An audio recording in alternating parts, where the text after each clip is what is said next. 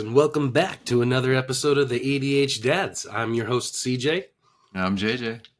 And I'm still recovering from COVID, so forgive me if I cough a little bit in your ear or if I sound a little off with my stuffy nose, but we're making it through over here in the Kowalski-Williams household. How you doing, bud? Oh man, I'm feeling pretty good. It's not been something that I've been hearing much of, I'd say recently at all, COVID. I haven't since I moved here to Salt Lake City, I've not heard a single piece of, news about COVID being something that's being spread around other than within the little circles at school. So who knows, when school starts up, maybe I'll report back with my own COVID recording. But things are going all right this week, buddy. Yeah, man, we thought we were out of the woods with it, and we haven't thought about it for a long time either. Thought it was safe to go on a cruise with 4,000 other people, go to a foreign country, and then we got COVID. So, nice little honeymoon gift from the universe. Yeah, you jumped on a petri dish that floats around out, isolated from the rest of the world. But unfortunately, it's still the petri dish. I think cruise ships have like a bad rap for spreading stuff. But at the same time, man, you had so much great times, and I'd love to hear a little bit about that. What were some of the highlights, and if dare I ask the question, like what was like part of the superpower that you got to use in your relationship with your wife on this honeymoon cruise? Oh man, that's a good question. I think the best part about the whole trip for us was really just the connection, brother.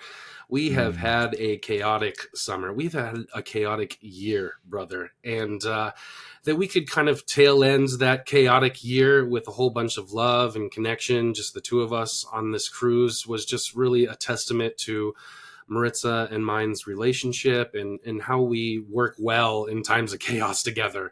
And, that wasn't something that just happened, that's something that we really forged together and worked preemptively, in times of calm before the chaos started. So it was really good to kind of just like feel the relief of the chaos and the stress kind of alleviate a little bit. And as far as my superpower, man, I've always believed that one of my greatest gifts that I've been bestowed by the universe is my humor. I've always been able to just kind of bring a smile in some tough times and some seasons of life that have brought in some challenges. And, it was good to see my wife smile and that I could still have that superpower with her despite the year that we've had.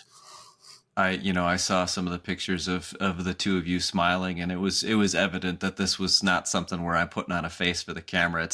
I'm being captured in a moment of pure joy, and that was a great thing that you two got to get away.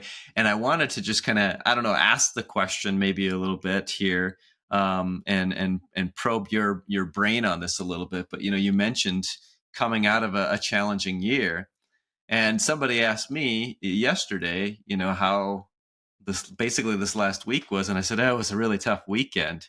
And here you are saying, "Hey, it was a tough year."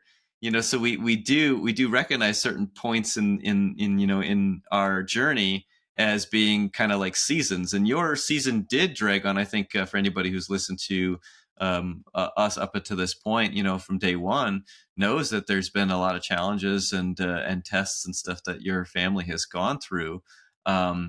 And so I guess the question that I have is, like the response that I received was, you got a smile on your face, you seem to be handling it well. And, I believe that that's true for me, but I also know that I still struggled through the process, and it did beat me down. And there were times where I was like, I just need to find an outlet to let this out. So having thought about that as somebody who's processing as a single father, and then what I want to ask you is, if you're doing this with somebody else, you're doing this life with somebody else, you've committed to this person, and you are experiencing a lot of trials through an extended period of time, and yet you bring humor and you bring optimism and you experience joy with this person. How did you get there? How did you maintain that? What kept this together? What kept this love sparked, and not just sparked, but like really shining bright?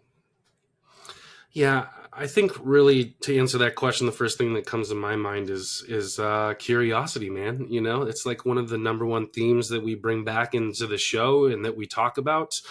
Um, yeah, you know, staying open and curious and asking good questions to really get both of our opinions about this, you know, because I know a lot of couples, it's really easy to fall into when stuff starts going wrong and obstacles start appearing in front of us. You know, we start turning on each other.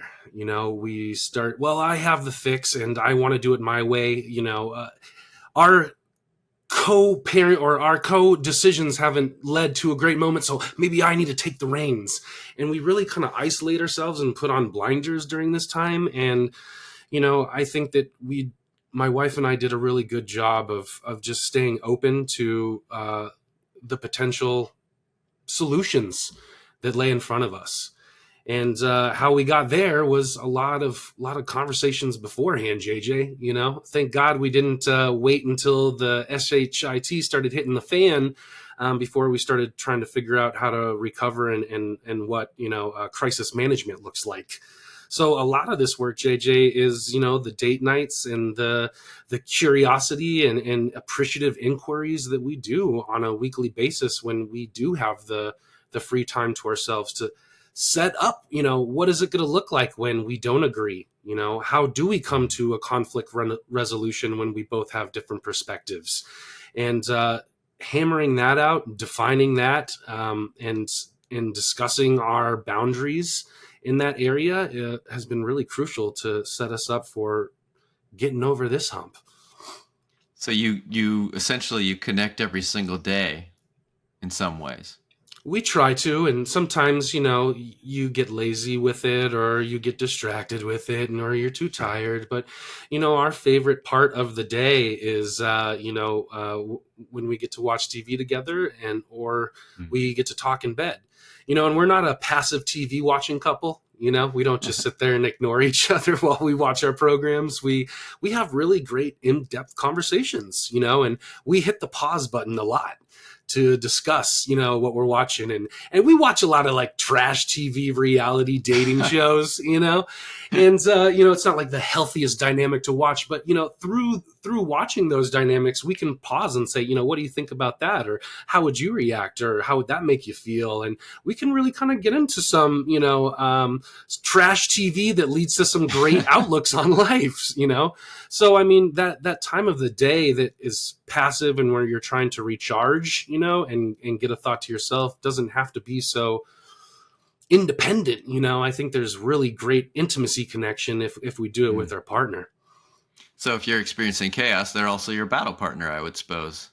Oh man, I don't know where I would be without my partner in crime here. So Yeah, I mean, I love that connection that you're not just simply, you know, being passive, and you know, even if you are watching a program, you're not simply letting the program kind of guide the two of you through the rest of your evening, and therefore, as soon as you turn the TV off, you realize, oh dang, how are you doing? Didn't see you there. But actually, actively showing that connection to each other and acknowledging it. And I don't know, some people would probably go crazy if their partner paused the program, but the fact that you two understand each other and you got to that point together is a good testament to your relationship. Because yeah, I could see other people being like, you know, one thing I really hate about him is he turns the damn TV on pause because he can't figure out the program for himself and he needs me to do it for him. maybe it goes back to like when I was a kid, you know, and because I'll tell you, when our kids do it, my wife hates it. She's like, just be quiet, watch, save the questions till the end. You know, Well, they will explain everything. Just wait, you know. you know, I imagine one key to unlocking that is that, you know, you talk about improvisation and the yes and conversation, right? So you are actively engaging her brain and giving her, you know, feedback, as well as kind of, really affirming her in those conversations. So, you know, a kid sometimes is just like diverting from whatever topics on your minds, but you're actually actively kind of working off of what she has to give you and vice versa. Well, I kind of look at it as a great opportunity with the kids when they do that. I mean, I remember when I was a kid trying to watch movies with my dad, and he would have the same attitude of, I'm trying to watch the damn program, like. But I didn't look at it as just a chance to watch a movie with my parents. I looked at it as a time to connect with them and learn from them. And whenever the kids want to pause and ask a question, even if it's an obvious question or an obvious answer to that question, it makes me feel good to be the one that can provide them with the information or the guidelines around that topic, So I kind of enjoy it, but it can get a little annoying. But the kids definitely know that when they watch a movie with me, that it's going to take twice as long, than if they watch it with mama. I just had an image come into my head, buddy, as when I was young, we'd have movie night, family movie night, and Dad was sitting on the other side of the room in his recliner. One hand was in his bowl of popcorn if it wasn't stuffing his face with the popcorn. And as soon as, us on the couch started talking about whatever we were watching, you'd see my dad, who always had that remote. He was the one in charge of the remote. He'd just kind of like maybe glance over at us while he was turning the volume up on the TV. It takes all kinds. And that sticks out to me because I know the connection I was trying to build was kind of, well, dare I say, just, overpowered by the volume of the other noise in the room. And so, yeah, I do want to honor that because I didn't experience that, but there was quality time, dare I say, missed in that when I was trying to connect. So good on you guys.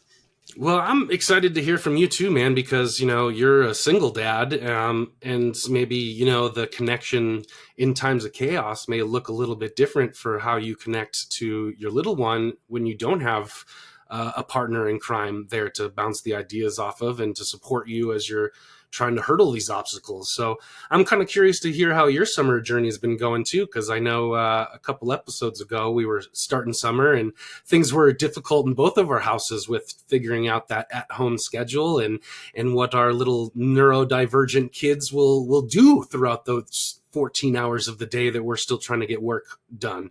So yeah, man, I'm kind of excited to dive into this and see what our different strategies look like and how it translates from a partner to our children. Yeah, well, I mean, buddy, I'll be honest with you, I'm a work in progress, and it's tough. We all are, buddy. We all are. No one has this parent thing figured out, I'll tell you, Let me share with you something that we did on the weekend. I decided to I schedule every 90 days a Cohen Dad 100 day. And that basically means yes day. And I have my phone out only for taking pictures, or also in this instance, Cohen was telling me to take a picture of something and send it to his mom.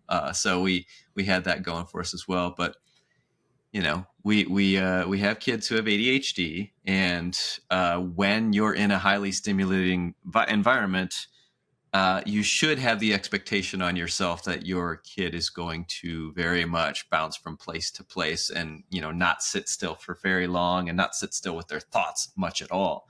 And we went to the aquarium first thing because I figure, hey, first thing, most people are probably not showing up right away. So we have an opportunity to slow ourselves down a little bit and take in what was offered there. And sure enough, I was right about that. When more and more people showed up, the noise increased, and the bouncing from one place to another was much more erratic. And I had to keep up with my kiddo, and that was a little challenging for me. It was a chaotic environment, just simply because there were just so many other people who were also trying to be stimulated in that environment. So we stopped at this one booth where this worker was there. She had like shark teeth and coral and other cool things to not just look at, but also feel. Well, Cohen, here he is picking these things up, and he's like, yeah. And he starts talking about them. And the lady's like, I could see her just getting a little uneasy. And she said, okay, that's a $10,000 fossil, son. You can already see pieces of it had been broken off previously. Not sure what happened there, but we have an educated guess. But she says, "Hey, buddy, how about I pick up the things and you can touch them and I'll talk about them, and then you can ask questions." And then some other kid comes up, and Cohen just is like, "So this is this and this is this," and you can see this lady like going, dang. And then he just, like, in the middle of what she was saying, he just took off and he's like, all right, and walks away. And I just said to her, I said, thanks, you get to say goodbye to this, I got to continue. So here I was just kind of like, realizing that I had set expectations for this day to be a little chaotic, but also feeling the overwhelm of it, because I know that too, I was overstimulated in the moment. So I think I set up a certain expectation for myself, and also knew there was going to be a point in the day that it was going to get a little bit difficult. And I think the biggest challenge I experienced in that was that patience, and just kind of being there, even though I said to myself, this is a yes day. Hey, listeners, I have a kid with ADHD. A lot of days kind of look like yes days, because his thoughts are going a lot faster than mine are, and his interruptions are frequent. It is a common story in our house apartment. Sorry, we got a neighbor or something there. Defensive. Yeah, I don't know what's going on there. But anyway, so it's a common thing in our house for my kiddo to take charge. Either it's intentionally or unintended. And so therefore, I do have a lot of moments of chaos as I see them. But of course, poor kiddo, his brain is also firing so many things that he's just trying to answer that first. And that's a big demand on him. So I guess my advice for myself in this, first and foremost, is to keep that in mind, to remind myself, hey, the best connection you can make with your kiddo is to listen, ask questions, be curious, and realize, you have to give up some form of control. As soon as I try to control the day, well, then it's not really a yes day. It's me trying to steer him around. But also, I'm not doing him or me any service. We're going to end up spending more of the day frustrated and disappointed than we are connecting. So I guess you could say it's still a process. I have implemented some cool things recently where we basically add up points for him to earn certain things. And this is like rules and positive behaviors and chores and responsibilities. All this stuff revolves around his choosing to make safe and kind choices and actions. And then my goal and my not my goal, but my part in that is to point it out, to take a step back and say, okay, this is what I observe. I'm going to voice that. So even if it's, something small, like, hey, you chose not to get angry and yell at somebody when you felt those big emotions in that moment, 10 points, high five, you're on your way to 100 points, and that earns you this. So I saw a lot of opportunity to help him with those massive changes in thoughts and directions, to also try and pay attention to the value that he's creating in those moments. So that's kind of where we've been at in the summer. But man, summer camp does not provide enough structure for him to feel comfortable. It provides him enough structure to essentially try and enjoy the moment and then jump into the next moment. So it's been a challenge, but I think the chaos in some ways also is good for him to kind of dive into. Well, the things that I pulled out of that, brother, were empathy, humility, and connection. And it sounds like the same strategy that I'm trying to use in times of conflict and chaos, right? I mean, it's really easy to want to defend your position as you're feeling all these intense emotions, as things are going wrong, as plans are going to SHIT, and what we miss is that we're all feeling that, right? We get so caught up in, God, this is my experience and I'm feeling this and I want to be validated, but everybody's too distracted in this chaos to validate me, that we often forget to offer that same validation to our family members who are all experiencing this time of change and chaos in different ways, right? From our kids to each one of our kids and their different personalities, to our partners, to ourselves, and I think that creating that space to vocalize that and express however you're feeling with no judgment, shame, or displacement of responsibility is really, really powerful, because I think that humans are smart, man. We are smart, and we want to figure it out. We want to get over it, and we want to do it in a way that's graceful and that leads to better connection and growth, but we just have a hard time keeping that in perspective as things are going so negatively,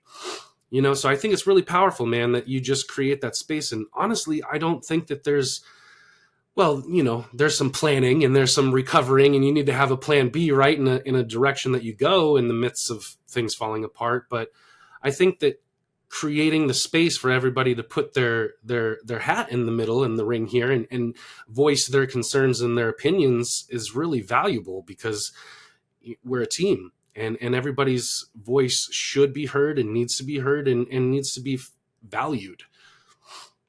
So how do you communicate those needs? Well, I just want to take a pause too to read a section of a book that you spent or sent me the other day. I'll let you do the citation of it when I'm done reading it. But I thought it was pretty valuable in what you said to me, because you just sent me a picture from the page, so I don't know who the author is or what the name of the book is. But I really enjoyed this part about RSD. And those of you who don't know, RSD means rejection sensitive dysphoria. And this was um, termed by a clinician named William Dodson. He's one of the people to start writing about ADHD, and he coined this term. And what rejective sensitive dysphoria, or RSD, means is it describes a tendency on the part of the people who have ADHD to overact precipitously and disastrously to even the slightest perceived put down, diss, or vaguely negative remark. They can spiral down to the depths in the blink of an eye and become inconsolable. And brother, when I read that, I thought, geez, that felt like my childhood experience. Again, it's we've talked about some of the decades before us, and the mentality that ADHD and neurodiversity takes, which was go in the corner, calm down, I don't want to be a part of it, regulate yourself, nothing's wrong with you, and figure it out. And or don't act that way, or that's wrong to act that way. And I've touched on this a couple of times before in some of the research that I've dived into, and how shame can really play such a pivotal role in our neurodivergence. And it can just be so devastating to have all negative feedback all the time. But I do want to read you this next part, which is, on the other hand, because there's always another hand, guys, with our neurodivergence. Just because we notice this RSD in our kiddos doesn't mean that, they're broken. They can't take criticism or judgment or critique. But I think that if we can maybe curtail our critique to the other side of the spectrum, which is this RSE, which is recognition sensitive euphoria. So what this is saying is our enhanced ability to make constructive use of praise, affirmation, and encouragement. As much as we get down in the dumps with ADHD, we can also feel that fuel and be motivated by that positive reinforcement and that positive criticism. And it's like superpower fuel to us as ADHD kids, with a little bit of praise, we can feel the confidence needed to learn about ourselves and what our strengths are, rather than always being critiqued on what we need to work on or what our weakness is. So I just kind of want to put that in the minds of our listeners, and to remind us, JJ, you and me, that, it's really easy to focus on the negative stuff as it's coming at you, but there's two sides to every coin, brother. And there's still some beautiful, beautiful light that needs to be seen in the darkness. Yeah, thanks, buddy. I've been reading and actually listening to Edward Hollowell, MD, fairly recently, and he wrote a book that was really essential to the a world of ADHD many years ago, called I believe it was called Driven to Distraction. Very popular book in the history of ADHD, and just trying to get to understand people with ADHD more. That's really what this is all about right here, is giving us a guide to ourselves, the people who have ADHD, and to the people who maybe don't quite know how to best serve or be present for the people with ADHD. And, honestly, I have examples from my own life of being told I'm too sensitive, and because I was having a moment. And that really broke me inside. But the interesting thing was also about that is we have the flip of the coin.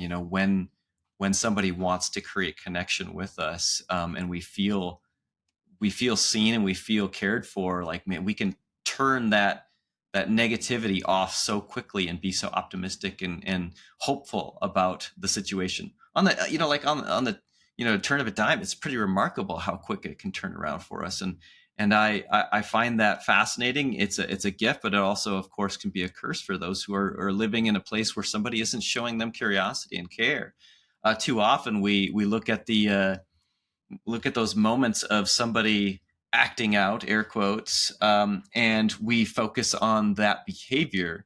We don't ask, well, what's going on there? You mentioned curiosity at the very start of our recording here. Too often we lose curiosity when we're uncomfortable. And then we find ourselves actually damaging things further on down the road in the moment because we decided we can't handle this anymore. Great example too, running through my apartment just a little bit ago. My dog is barking at who knows what. I know the window cleaners are here wiping down the windows, and I'm like, "Damn it, dog, stop!" And I grabbed her, put her on the daybed here, and she stopped for a minute because she was wondering why was I freaking out about her, because I can't ask the dog, "Hey, what's going on in your heart, kid?" But we as human beings, we've evolved to this point to show that curiosity and make that connection. And that's really what we're asking for as people who are working through our feelings in those moments where we are maybe triggered and we have a reason to express ourselves in frustration, in sadness, and maybe anger, for somebody to ask a question of us and not send us further down that shame spiral, but to help carry us out, or at least give us a hand to work our way out. Yeah, a powerful story that comes to mind is a couple episodes ago when we had Ayanna Davis on our podcast here.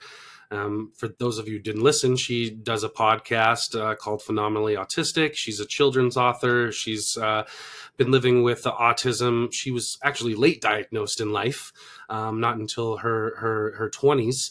And so she lived, a good chunk of her life not understanding her emotions and the way that they expressed themselves.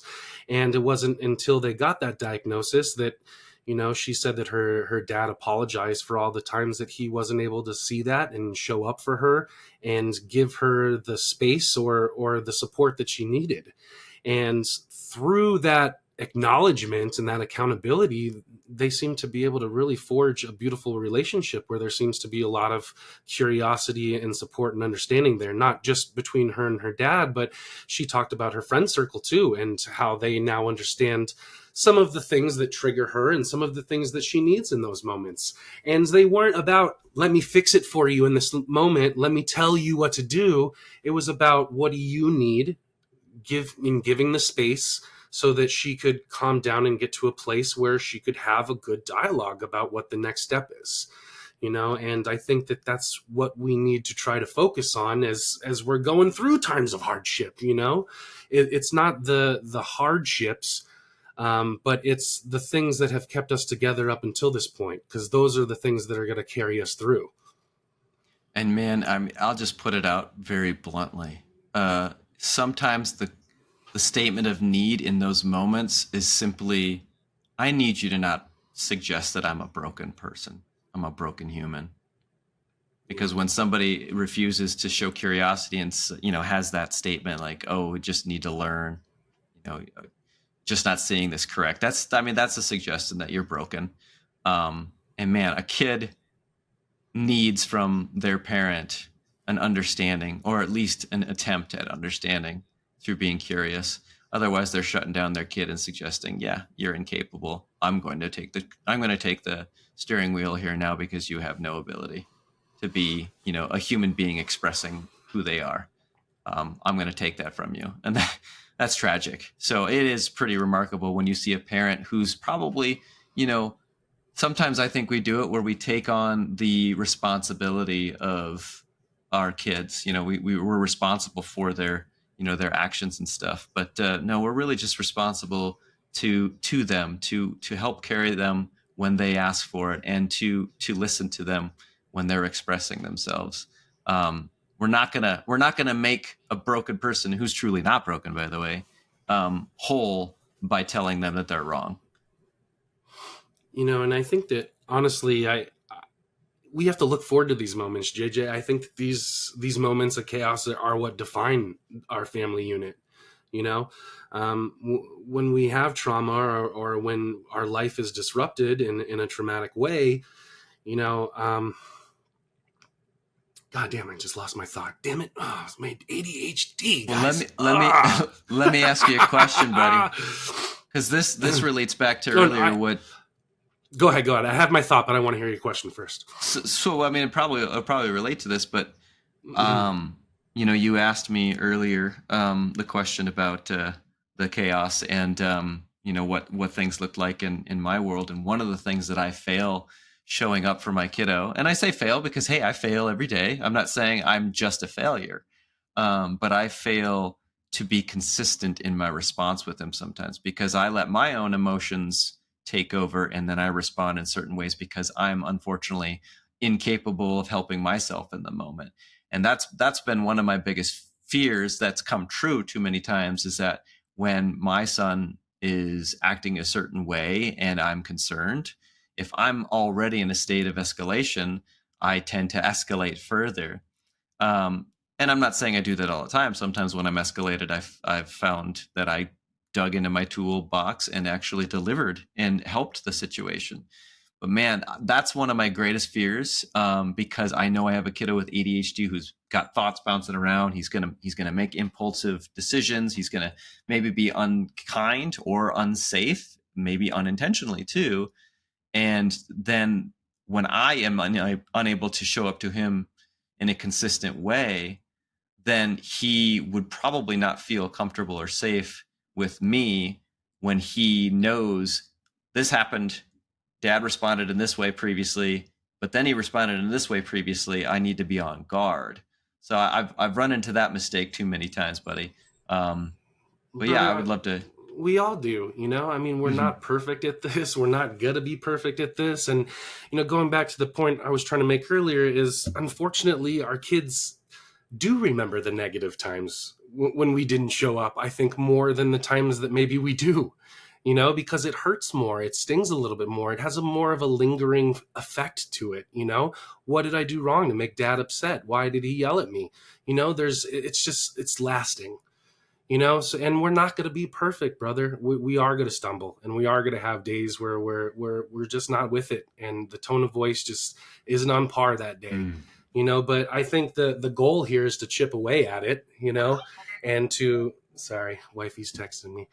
But I think the goal here is to chip away at it, so we aren't consistently making the mistakes, but we're trying to close the gap and make more good moments than bad, you know, because we've heard it said too that, you know, for every negative interaction that you have in your relationship with your spouse, it takes 7 good relationships to make, or 7 good encounters to make up for that, right? Again, we don't taste the sweetness as much as we taste the bitterness. You know, when we taste the bitterness, it's, well, why was I wronged? I should get everything I want, and I should have every one of my feelings met, you know. But when they are met and things are going good, we often just kind of dismiss it. Oh, well, you know, that was good. Oh, well, thank you, did that.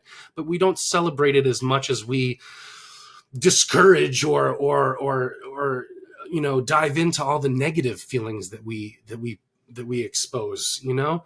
And I just, again, we're not going to be perfect. We have to give ourselves grace, JJ. You know, I think it's okay, but the more moments that we can have of patience and calm to realize that that's the path that we could take, I think the better we are off. So what do you do? What are your methods? How do you do the exercises beforehand to remember that, so when everything is hitting the fan, you don't forget? What does that look like? What does self-care look like for JJ and Cohen? Yeah, well, you know, thanks for that reminder of grace, and you know, allowing ourselves you know, that just that acknowledgement that we're imperfect people who are on a path to become better toward ourselves and toward others. Because yeah, as you could tell in my story there just a moment ago, I was not in a place of giving myself enough grace, because it was a tougher weekend. And honestly, buddy, I was I was there. I think it was when I was at the aquarium with my kiddo. that I had this thought. I'm like, I want to call somebody and just tell them how hard this is right now. Because I think I need that. I need an outlet We somewhere all need here. that, brother. We all need that. That's why I call you on the daily. Yeah, and I appreciate those calls. But for me, it's really hard. I really love the totems idea that you suggested. But when things are in chaos and you're constantly having to go to the next thing, into the next thing, and my kiddo interrupts me all the time, whether it's through action or through words and stuff. So I don't feel like I get a firm footing sometimes. The value that I have learned through various reading, specifically with my kiddo with ADHD, to make it a good situation is to look for the good, look for the good things. Okay, Cohen interrupted me again, but he was looking at me. He turned to me and he expressed an observation and a thought. He's making connection with me. He's curious about the world. I mean, you mentioned, that for every bad you got to do so many good. Well, there's just so many good things right there that just happen that sometimes we're like focusing in on, oh, I got interrupted, so I'm upset. Well, what about all the other things that happen? This kid's trying. This kid's trying to make a connection. He's observing the world. He's curious about it, and he's sharing that with you. That's a lot of trust that's shown in that. There's a lot of great moments of just praise that could be missed if I'm just focusing in on interruption. It's endless if we train ourselves to stop thinking about the little slights, but the major gifts in those moments. Connection happens all the time. Even an interruption can be looked at as a connection. Maybe not the ideal way to make a connection if that was the regular, but I guess that's kind of the big thing is when I'm in those states of escalation, remind myself of what am I doing here? I'm present. I'm with my kid. I'm making this connection. I'm not losing the fact that he needs this from me. He needs affirmation. He needs validation. This is something that strengthens our bond. And because that's where I'm at in my life and in my journey right now as a single dad, that's my primary focus. I would apply that to a relationship as well with somebody that I was pursuing romantically, which makes me curious about your situation. And when you are in a moment of escalation or challenge, what are the things that you do? You can talk about your kids too, of course, because you have a lot of examples there as well. But what are some of the things that you've done that have led to great success and connection? Mm. Well, I just want to say too, like back to my previous point is, I think that these moments are the ones that define how our family operate, and I don't know about you, JJ, but when my kids go through some hard times, I want to be the first one that they think about calling. I want to provide that safe space, and I want to give them example after example of all the hardships that they've seen me walk through and how you can recover from it. Now, I'm not saying that's easy and that I have it all figured out all the time, because that's the important message I think to get through during these times of chaos is, hey, we don't have it figured out. But as long as we stay strong and connect and communicate and have love at the forefront of this chaotic journey, we can make it through. And my wife and I did that by really trying to exemplify connection with the kids during this, because they're feeling a lot too. Our year was pretty rough, brother. We had to move our houses here. Financial contributions from co-parent changed a little bit. I don't want to get into the details of that, but it caused some disruption in our life and in our home situation. So we had to sell the house, look for a new one. So we moved houses this summer. And then after a year-long journey of lupus diagnosis, my wife was let go from work for missing too much work. California is an at-will state, so they can terminate for any reason that they so choose. So again, I don't want to get into the specifics of that, but we went from into a new house to looking for new jobs. I was with a job in film and television earlier this year, and we had 2-week visits in the hospital for our kiddos with Kawasaki, where they needed blood transfusions and intensive care. And then my wife went through this lupus journey where she was out of work quite frequently for doctor's visits and testing and all that, and to meet with specialists.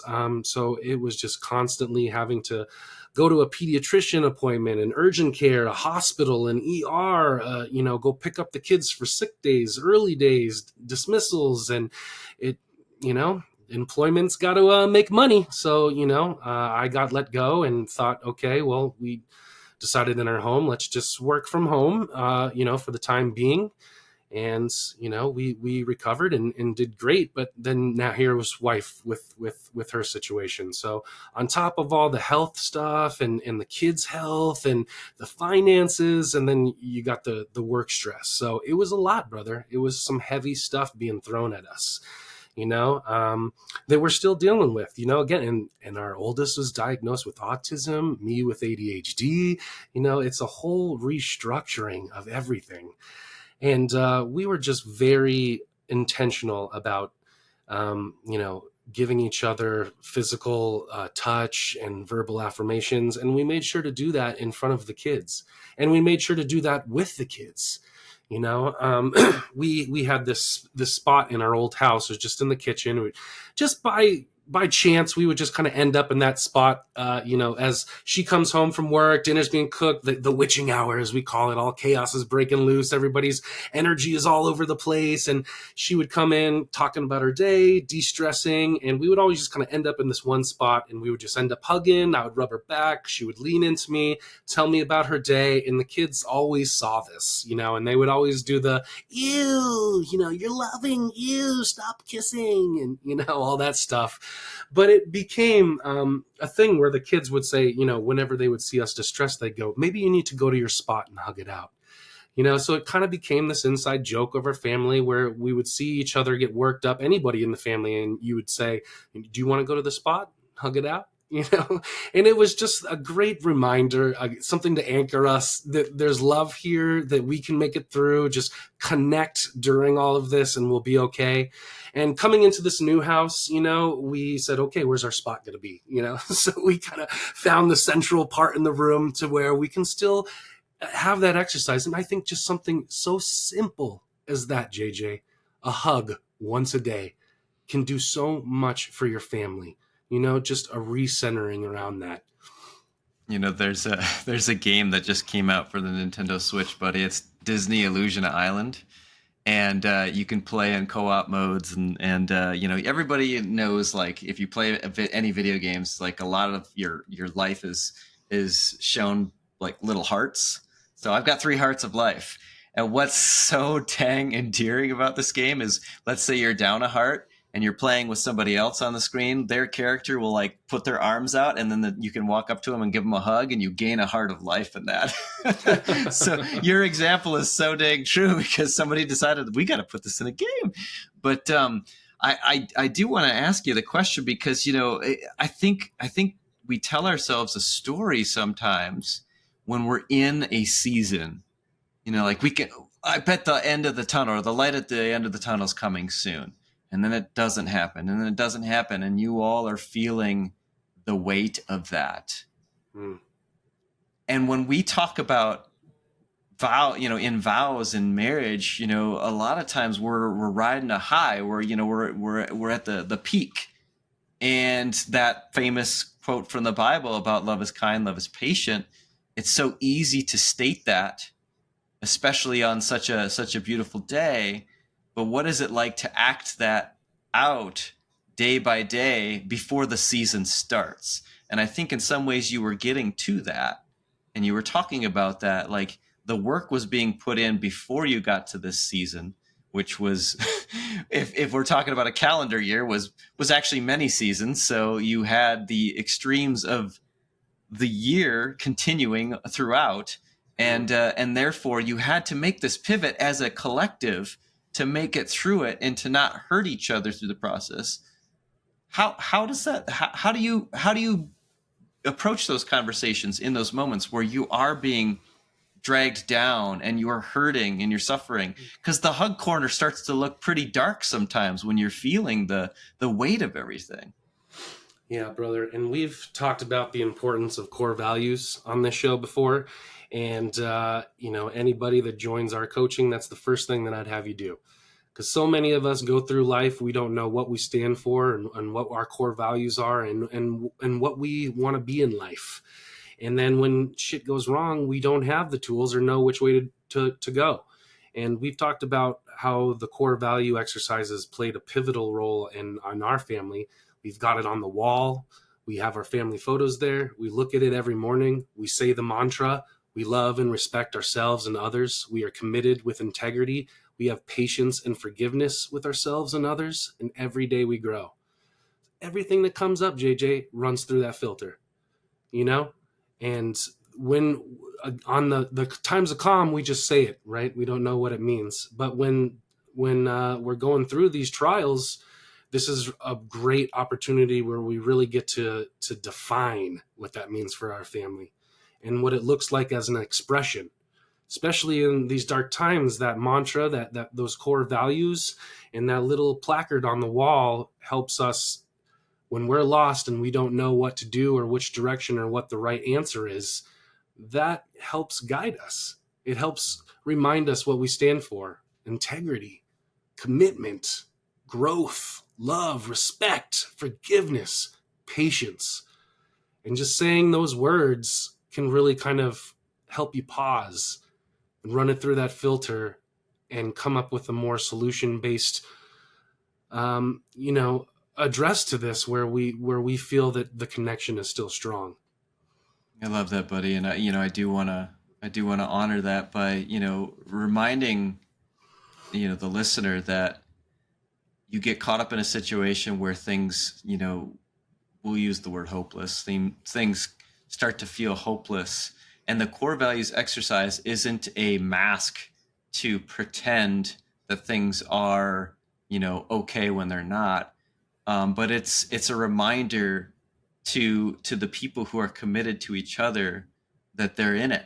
So you could look at a situation. Let's say you did get to the light at the end of the tunnel, and then you reflect. You'd be like, wow, we were really hurting there, and it was hard, but we stuck it out with our core values. So in the middle of it, if somebody's struggling with themselves and struggling to understand, how do I approach a difficult situation when I know there's no perfect answer here, we could be swallowed up by it.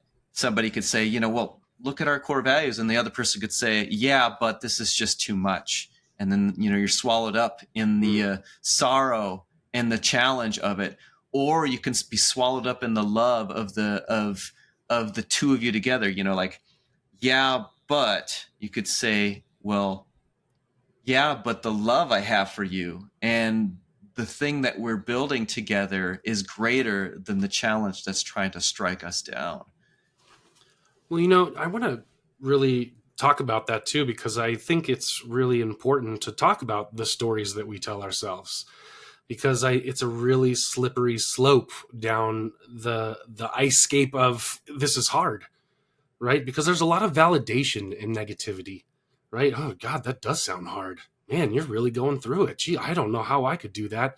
And we feel good about that, right? You think, oh man, whew, okay, well, see, it is hard, whew, and that becomes one thought, becomes two, becomes three, and before you know it, you're snowballing, man, picking up speed, and it's those neural pathways in your mind, and those thoughts become easier, and then you're not thinking in a solution-based mindset. You're thinking, this is just too hard. It's too overwhelming. I don't have the intellect to figure this out. And it's not that you don't have the intellect or the creativity to figure out the solution. It's that you have created shortcuts in your brain, that this is the answer, that it's just easy, it's just too hard, and you just need to roll over and accept it. And we don't stay in the solution-based mindset long enough. We want that validation, and when we start complaining, it's like, ooh, yeah, they just give me that drug, that mind drug, give me that serotonin. We just feel good, rather than, okay, you say, well, it's hard, but I've got this in mind, and I'm doing this and this and this, and it doesn't feel any easier after you say it, right? You still got all those things to do. You still got all those obstacles to overcome. So it feels easier to just give into it and let that negativity overcome you. So, though it may feel like you're faking it to make it, or that you're maybe saying something that you don't believe in the early stages of this core value exercise, you do it every day, brother. You flex that muscle's going to grow. And those shortcuts in your mind where it goes, oh, negativity, negativity, bad, bad, bad, is going to go, no, no, no, I got this. I got this. We got this. But no, no, no, it's all right. So watch the stories that we tell ourselves, okay? Because they play such a pivotal role, just the thoughts in our brain. And I'm not saying it's going to be easy to just switch it to positivity, but sometimes you do have to flex the muscle even though you don't want to. You got to get up and do the reps, man. You got to get up early in the morning and get the workout in, even if you don't want to. And it's the same thing with this. Even though your brain doesn't want to participate in the solution-based, love is great and life is grand and we'll make it through, sometimes you gotta kind of force that mindset to make it real. Yeah, and core values don't necessarily mean optimistic, blind optimism, right? It's not that. Everybody who experiences loss knows that there is pain with that, there is suffering with that, and the value of having a family mantra and core values to bring you through that is that your loved one can say, "I really need to feel this feeling right now," and for us to validate that and say, I don't know how you could feel any other way. I'm here. I love you. I want to be with you in this because I recognize just how hard this is. There's no other way it couldn't be hard. And that's the strength in it, is that I'm here for you. I'm expressing the core values that we have together through this. We are hurt. We are in pain. We are suffering, and we're getting through it. The pain is a reminder of the strength that we have, because life does not end when you have one suffering of loss. Life continues, and you grow, and you strengthen the family through those connections. And someday, we will lose each individual connection we have, but that doesn't mean that we suffer on the way there. It means that we earn the right to feel that hurt for the loss that will come eventually, because we have made something great of it. Yeah, that's beautiful, brother. And I just want to tell a story of how my wife has been supporting me and how I've been supporting her through this. Is, she's expressed a lot of fear throughout this time, and financial uncertainty and employment uncertainty and the kids' school uncertainty and what care will look like for them in a public school versus a private school where we just got this diagnosis, and what reports we need for the school to implement extra care for her. And it's just a lot of uncertainty. She's expressed a lot of those fears to me. I know that this isn't what you signed up for. And you got 3 kids that you're responsible for and that you need to help provide for. And, I don't know if this is what you thought that you were getting into, but I'm just worried that it's not, and that, it'll be too much for you. And, I was just very reassuring with her. I'm not going anywhere, and we're in this together, and love will carry us through. And, I had a few moments where I was emotionally dysregulated and felt the overwhelm, or had selfish feelings where I need more affirmation or physical touch, or intimacy has been lacking because we've been so in chaos response mode. These are all perfectly natural human emotions to feel, and we should express them in healthy ways, which that doesn't always happen. Sometimes, like you say, we're lazy. We're just not with it. We don't have the neural pathways, or we resort back to those old shortcuts, and our voice gets raised, or we snap, or whatever. And I had a couple of moments of that throughout this time, and my wife was, human reaction to it. I don't like that. I'm going to shut off. We're not going to talk for a minute until I figure out what's going on with you or how I want to respond, but after I gave her the space and she gave me the space, and we're able to come back together, and she's able to give me the same. We're in this together. We're making it through. I'm not going anywhere. And honestly, after those discussions, she's told me, and I've told her, that's what I need to hear, that's it. That was the magic phrase for me. Because I just get so dysregulated, and I made a bad choice in my emotions, and now I'm bad. I'm just that shame aspect. I didn't do a bad thing. I am bad. And my brain wants to go there every time. That's that ADHD, that RSD that we were just talking about, where I maybe snap and I didn't mean to. And then she responds negatively, like, why'd you snap like that? And then I think, well, God, I'm a piece of shit now. She just critiqued me. She told me I was negative, and now I'm going to spiral down just like that Mm, RSD says that we do, you know? mm. And it's just taken chipping away a little bit at a time, you know? The space that we give each other gets shorter each time, and the conversations get longer after that, and we have more in-depth and more conversations that connect us each time. It's not perfect the first time, the second time, and it probably won't ever get perfect, JJ, but we find a new layer, a new depth every time that we have to have these conversations. And every time that we overcome it, I'm always left looking at my wife like, God damn, there it is. Yep. We did it again, you know, and that I'm proud of those moments. Like I said, I almost look forward to these moments, not for the emotion that it causes in each one of our family members, but for the connection, the potential for connection and growth that I know that it provides us. And you shared two things about yourself there that I just want to highlight too. Is you prepare, you work toward this connection, and then you feel this shame about yourself in the moment where you've struggled, and but the reminder I would like to give you, and I think that most people really need to hear this, is that that person's standing in front of you, and they're standing in front of you because they want to put in the work, and they're putting in the work because you helped them get there, and all that stuff is revolving around the two of you because you've put in the work and you care. So when we slip up and we make mistakes, there was that other quote I shared with you in that book where, ADHD or ADD, somebody coined it as attention deficit distorter, because sometimes we decide for ourselves and for what other people are trying to tell us that, no, it's worse. I'm worse. It's much worse.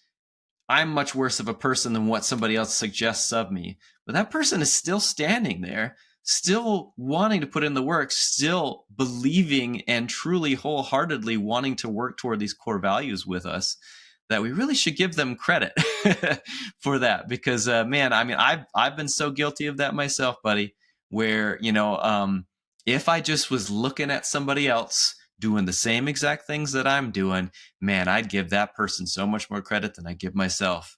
And the love that we create through those core values just kind of reminds us of that. Yeah, that distorter thing, I think that's why I try to really practice the curiosity aspect of this, because oftentimes I will distort like that. I get a little bit of a little bit of information or feedback or critique, and I take that and I run with it, and I go down my little rabbit hole of, well, you said this and I took it this way, and now I'm just running with it. And you again create that story of, this is what you meant and this is how it makes me feel, rather than, well, hold on, let's get some clarity on that. What do you mean? Can you elaborate on that? Can you expand on that? Because the times that I have paused and asked those questions are the times that I'm left going, oh, okay, yeah, okay. She doesn't.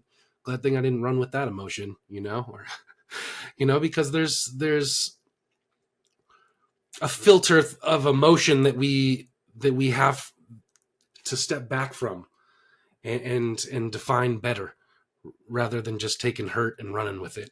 So I'm guilty of that, man, and we have to be ever so aware of that when trying to teach these lessons and communicate with our neurodivergent kids, because they do that too. We have to be very clear about what we mean and what they mean, and they're not going to know that. So it takes asking really good questions from us to get there.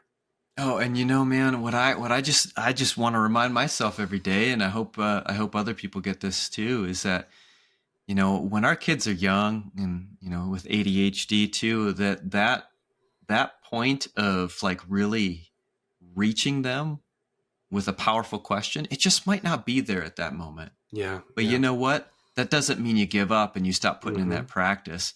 It'll come. Yeah. And the more you put that practice into them, the more you show them your love and attention, probably the more powerful that will end up showing itself when that comes around.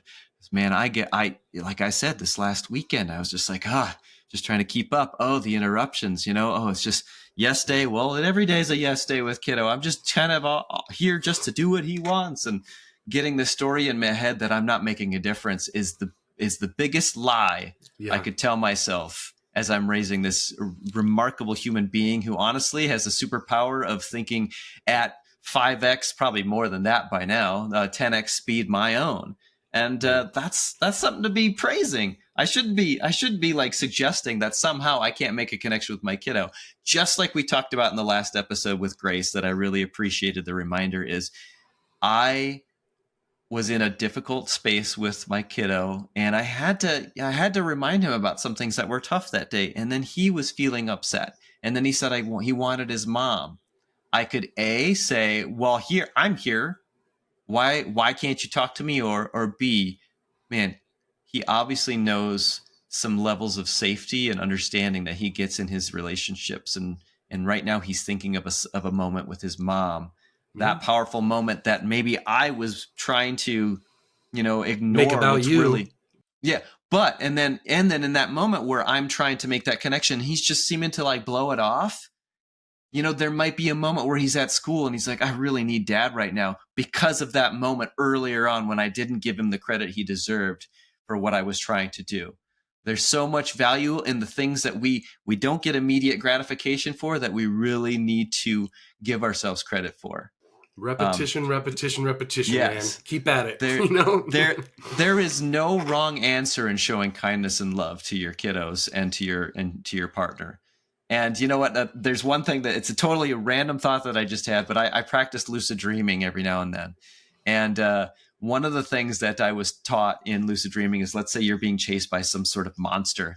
If you turn around and you go and you just simply address that monster because you realize you're dreaming, hey, why are you chasing me? That monster will stop dead in their tracks and be shocked, like, oh my gosh, what's going on here? Because what are you doing? You're talking to yourself. You're giving yourself space, and you're actually trying to hear yourself. So when you do that to somebody who is in a state of escalation and they are incapable of, calming themselves and regulating in that moment, when you choose to ask a question rather than fire back, they maybe as an ADHD kid aren't ready in that moment, but most people will realize, oh, I am being attended to here. What is going on? How do I express myself? What am I feeling? A lot of that stuff can come. We need to take a step back from ourselves, let our ego go, and be curious. Yeah, love that.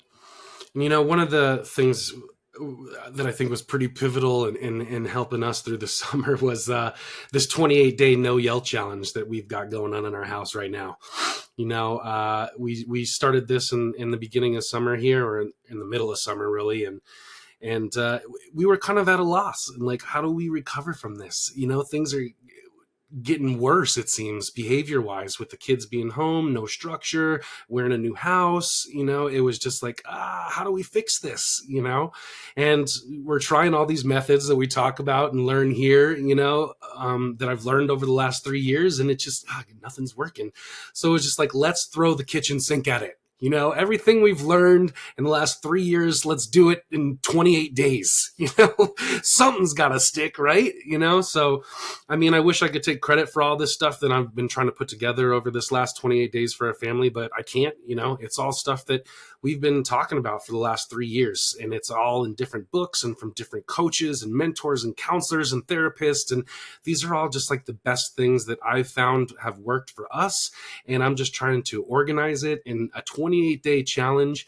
And that it's been beautiful, JJ. Every day we wake up and we talk about what the challenge is, and it's in our awareness of all this chaos is going on, but we're all going to talk about how we're going to be aware of our tone of voice, how we make each other feel, and that there's 5 of us in this family, and that we all have needs, wants, desires, and experiences from this. So just doing that and grounding us all around a core exercise, a core focus of the day, has been great, and it's been a fun game. The tone has lowered, the dysregulation has slowed down, and everybody's on schedules now and seems to be really doing great. So just something as a daily thing that you can sit and talk about for 10-15 minutes. How do we want our day to look today in the midst of all of this chaos? has been really powerful, just that intentionality behind it. So I'm really excited to bring this to you, JJ. I'm going to make you my second test subject, and I'm going to make you guys try it out in your household. But I'm really excited to bring this to the listeners and finish this up here. So hopefully in a couple of weeks, we'll have something for you guys. I want to make this a completely free resource to you. You don't got to pay a dime. You can just come on our website and look at it and do it, and then tell me how you guys liked it and how it may helped your family or what your experience was. So to come. Let me add to that too, buddy. The one word that I really appreciate in that, and I think it sometimes gets a bad rap, is challenge.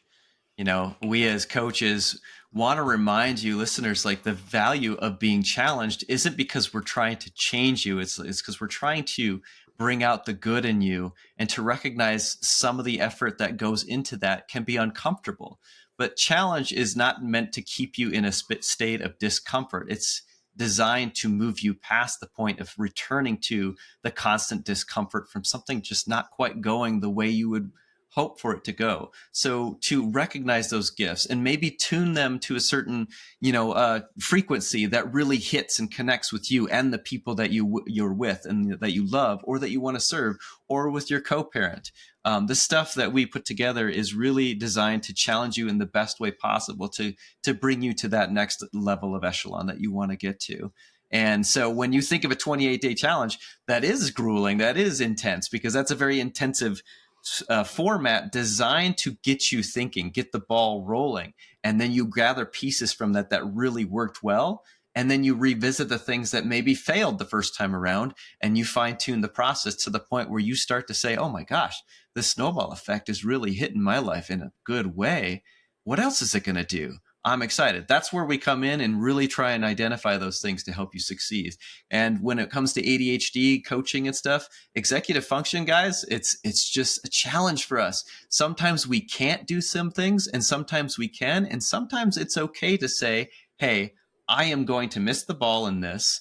That's all right. I'm learning. I'm working with the thoughts that I have before me. I'm identifying my superpowers, and somebody is challenging me to really put this to practice.